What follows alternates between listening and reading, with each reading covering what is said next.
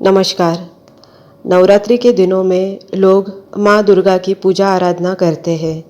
9 दिनों तक घर और मंदिर में माता को स्थापित कर विधि विधान से पूजा पाठ और व्रत रखते हैं। इन 9 दिनों में माता के 9 अलग अलग रूपों की पूजा की जाती है। 30 मार्च 2025 को नवरात्रि का पहला दिन है, जिसमें प्रतिपदा तिथि पर कलश स्थापना किए जाएगी। आइए जानते हैं नवरात्रि मनाए जाने के पीछे एक पौराणिक कथा। एक नगर में एक ब्राह्मण रहता था। वह माँ भगवती दुर्गा का परम भक्त था। उसकी एक कन्या थी। ब्राह्मण नियम पूर्वक प्रतिदिन दुर्गा की पूजा और यज्ञ किया करता था। सुमति अर्थात ब्राह्मण की बेटी भी प्रतिदिन इस पूजा में भाग लिया करती थी।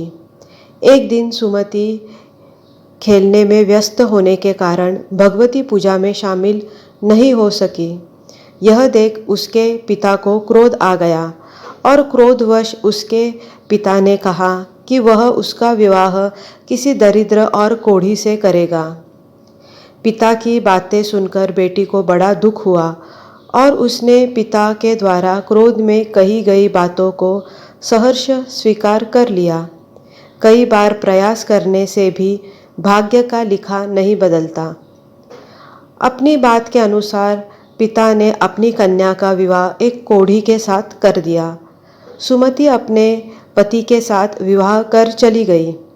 उसके पति का घर न होने के कारण उसे वन में घास के आसन पर रात बड़े कष्ट में बितानी पड़ी। गरीब कन्या की यह दशा देखकर माता भगवती उसके द्वारा पिछले जन्म में की गई उसके पुण्य प्रभाव से प्रकट हुई और सुमति से बोली, हे कन्या, मैं तुम पर प्रसन्न हूँ। मैं तुम्हें कुछ देना चाहती हूँ। मांगो, क्या मांगती हो? इस पर सुमति ने उनसे पूछा कि आप मेरी किस बात पर प्रसन्न हैं?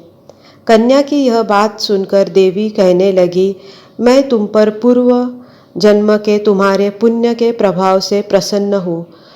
तुम पूर्व जन्म में भील की पतिव्रता स्त्री थी।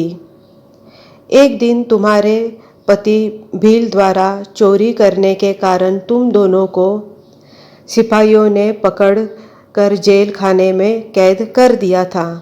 उन लोगों ने तुम्हें और तुम्हारे पति को भोजन भी नहीं दिया। इस प्रकार नवरात्रि के दिनों में तुमने न तो कुछ खाया और न ही जल पिया। इसलिए 9 दिन तक नवरात्रि व्रत का फल तुम्हें प्राप्त हुआ। हे ब्राह्मणी, उन दिनों अनजाने में जो व्रत हुआ, उस व्रत के प्रभाव से प्रसन्न होकर आज मैं तुम्हें मनोवांछित वरदान दे रही हूँ। कन्या बोली कि अगर आप मुझ पर प्रसन्न है तो कृपा करके मेरे पति का कोढ़ दूर कर दीजिए। माता ने कन्या की यह इच्छा शीघ्र पूरी कर दी। उसके पति का शरीर माता भगवती की कृपा से रोगहीन हो गया। उम्मीद करती हूँ आप सभी दर्शकों को नवरात्रि की पौराणिक कथा अच्छी लगी हो।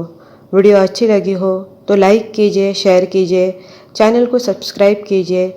यदि आपका कोई प्रश्न या सुझाव हो तो कमेंट द्वारा हमें सूचित कीजिए और देखते रहिए मेरा यूट्यूब चैनल आध्यात्मिक उपाय विद रूपलता। जय माता दी।